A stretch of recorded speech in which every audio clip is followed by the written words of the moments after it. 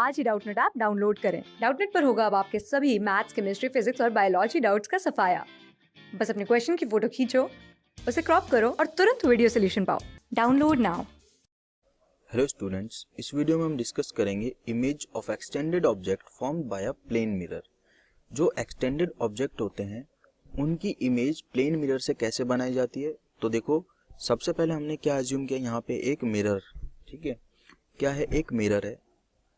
ये मिरर का back side हो गया, ठीक है। यहाँ पे मिरर के सामने एक एक्सटेंडेड ऑब्जेक्ट रखा हुआ है जो इस तरह से है। ये मैं मान लेता हूँ ए बी अपना एक्सटेंडेड ऑब्जेक्ट हो गया। अब एक्सटेंडेड ऑब्जेक्ट क्या है? एक्सटेंडेड ऑब्जेक्ट कुछ भी नहीं है, कलेक्शन ऑफ पॉइंट ऑब्जेक्ट्स बोल सकते हैं। एक्सटेंडेड ऑब्जेक्ट को क्या बोल सकते हैं? Collection of point object. Infinite point objects का क्या बोल सकते हैं? इसको कलेक्शन बोल सकते हैं।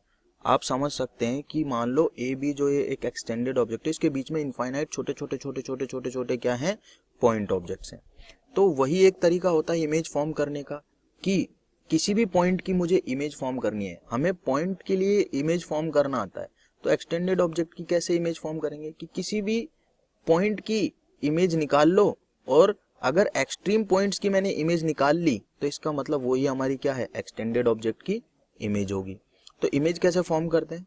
सबसे पहली जो होगी रे, अगर मैं ए पॉइंट के लिए बात करूं, ठीक है, ए क्या है? एक्सट्रीम पॉइंट है। तो एक मैंने यहां से सीधी सीधी रे चला दी जो कि ऐसे गई और ऐसे ही वापस आ गई, क्योंकि ये जो मिरर है उस पे परपेंडिकुलरली जा रही है।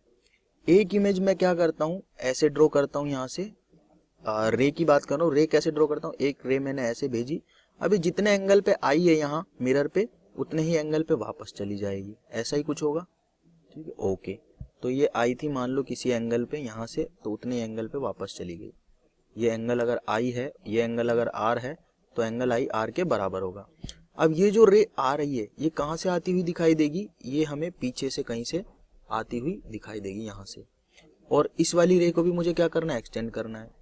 इमेज तो फॉर्म करनी आती है हमें, पॉइंट के लिए सीखा था कि किसी भी पॉइंट की अगर इमेज फॉर्म करनी है तो उस पॉइंट को मिरर के पीछे उतनी ही दूरी पे ले जाओ जितनी दूरी पे वो मिरर के आगे रखा हुआ है, ठीक है। ये तो मैं रे डायग्राम बना के समझा रहा हूँ, बाकी मुझे कोई जरूरत नहीं थी इस पर्टिकुलर एक्सटेंडेड ऑब्जेक्ट की इमेज का रे डायग्राम बनाने की। मैं डायरेक्ट बोलता भाई इसकी इमेज यहाँ आ जाएगी और अपराइट आएगी, क्योंकि हम ऐसी प्रॉपर्टीज जो हैं इमेजेस की वो क्या कर चुके हैं? पढ़ चुके हैं। जो प्लेन मिरर से इमेजेस बनती हैं वो क्या प्रॉपर्टी शो करती हैं? कि वो अगर ऊपर सर है आदमी का, नीचे पैर है, तो इमेज में भी ऊपर सर आएगा, नीचे पैर ही आएगा, ठीक है। तो ये ऊपर वाले पॉइंट की इमेज हो गई, तो ए डैश लिख दिया। अब अगर वैसे तो मुझे पता है कि सीधे सीधे मुझे इन दोनों पॉइंट्स को क्या कर लेना था? एक्सटेंड कर लेना था आगे, और ये ए डैश बी डैश बन जाती है अपनी इमेज। लेकिन रे डायग्राम बनाना भी जरूरी है, तो मैं क्या करता हूँ? सिमिलर टाइप की एक रे निकालता हूँ बी से, जो ऐसे जाएगी और वापस इसी पाथ पे लौट आएगी। तो कहाँ से आती हुई प्रतीत होगी? जितनी दूरी पे बी रखा हुआ है यहाँ से मिरर से, उतनी ही दूरी पे, तो यहाँ से आती हुई लगेगी। तो बी डैश पॉइंट मान लिया इसको। एक और रे निकाल देता हूँ, वो रे कुछ समझ लेता हूँ। ऐसे जा रही है मिरर पे, अगर ये जितने एंगल पे आई है उतने एंगल पे वापस चली जाएगी, तो ये रे कहीं जाके ऐसे मिलती होगी, ठीक है। तो रे डायग्राम से अगर हम समझना चाहें तो ए डैश बी डैश ये ऐसे आई है और ऐसे जा रही है, ठीक है। तो कहाँ से आती हुई लग रही है? बी डैश से।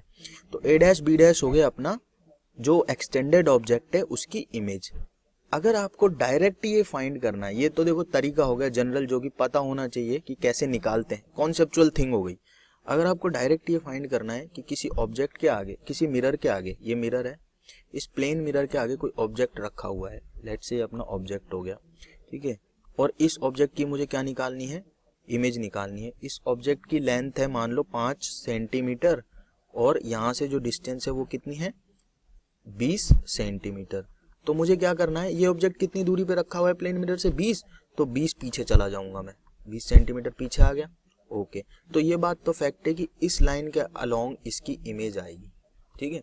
अब वो आएगी कैसी? वो आएगी 5 सेंटीमीटर ऊपर है ना, तो बस इसको 5 सेंटीमीटर बना दो, 5 सेंटीमीटर की ही इमेज आएगी प्लेन मिरर से, ठीक है।